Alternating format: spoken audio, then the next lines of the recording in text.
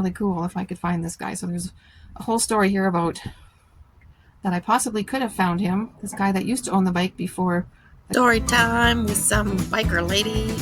Suzuki, yeah, I was looking for that picture because I was talking to my old friend that I sold it to. Yeah, I bought it. It was in '85, but I bought it in 2005, I think. Well, that's the year I started riding, so maybe it was 2006, but it was my second bike. My first bike was the Honda, the 400 Honda, 1978. That's all I had money for.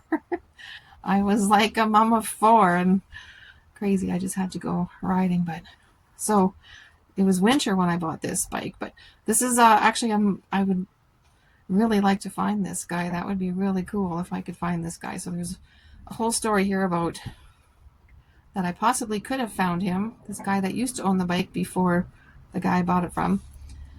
But that would be awesome if like somebody knew who he was. That would be fantastic. So, okay, this is the story.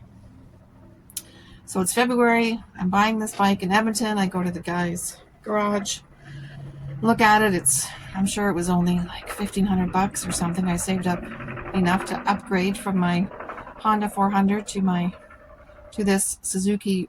It's an 800 or an 850, which it's a small bike, so it was pretty peppy for its size. I almost hit the ditch a couple times, pulling the throttle too hard on it.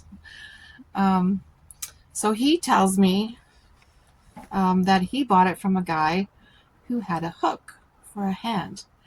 And this bike had just like a gorgeous airbrush on it. Well, it was kind of a little cheesy, I guess. It was 80s, I suppose, but it was like a Pegasus flying in space. There was like this blue-purple nebula. But it was really cool. It was very cool. So this guy with the hook for a hand apparently had this tattooed on his back.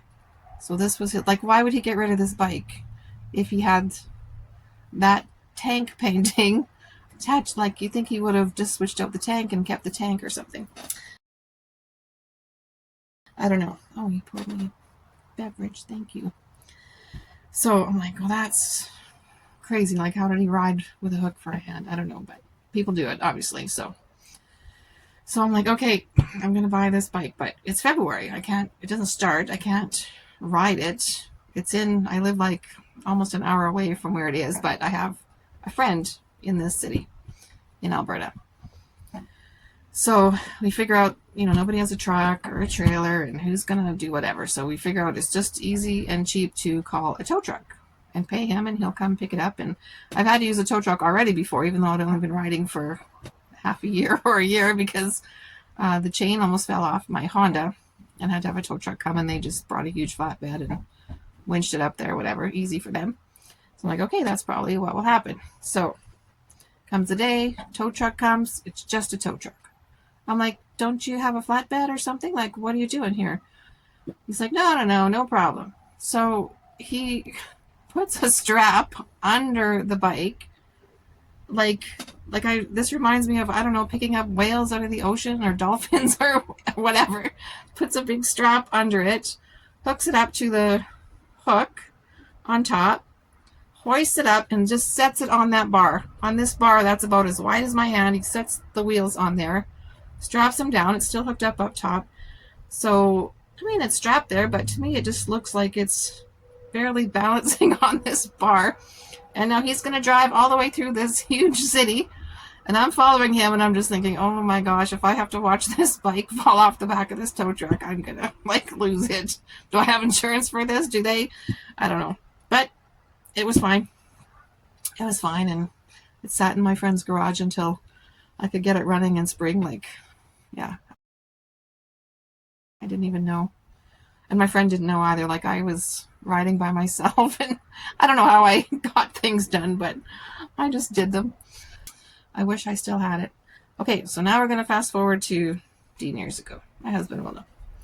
We rented bikes and rode to the Valley of Fire, which it was friggin' hot as hell, like the Valley of Fire, like 33 degrees Celsius or something, and I'm always dressed right up, full jacket, 2 pairs of pants. Anyway, so it must have been Overton that we went to, because there's no other town. I can't figure out where else we could have gone. So there's some bikes sitting out front of this little restaurant. So I thought it was just in the middle of nowhere from my memory, but Ray says no, it's had to have been in this town. So we go in, there's some bikers there, but whatever, we don't talk to them, and we eat and have our drink and we leave, and later we stopped, and Ray said, oh, did you see one of those bikers in the restaurant there? He had a hook for a hand. And I was like, what? You saw a guy with a hook for a hand and you're telling me now? Like, they're going to be gone. If you would have told me right outside of the restaurant, I would have friggin' went back in there and asked to see his back. Well, I would have just asked him if he had a tattoo, but I mean, I know I bought this bike in Alberta, but there's lots of Albertans down south for the winter. What if it was him? What if it was him? So yeah, I'm still kind of mad about that. Like, that I didn't get to at least ask this guy if he had a tattoo of a Pegasus flying through space on his back. So if anybody knows a guy, like I don't know how old he was when he sold this bike. Like, I have no clue. Maybe he's not even around anymore, but somebody might know. Somebody might know a biker with a hook for a hand that has a tattoo of a Pegasus on his back. And that would be amazing, just to have some closure of that story. And I'll still blame my husband for always telling me things later. He tells me things after the fact. Like, I have another story I'm going to post about motorcycle riding and telling me after. He's in trouble still for that one. So, okay, 85 Suzuki Intruder, Pegasus, guy with a hook for a hand. Got it? Start looking. Okay, that's my story for today. Cheers.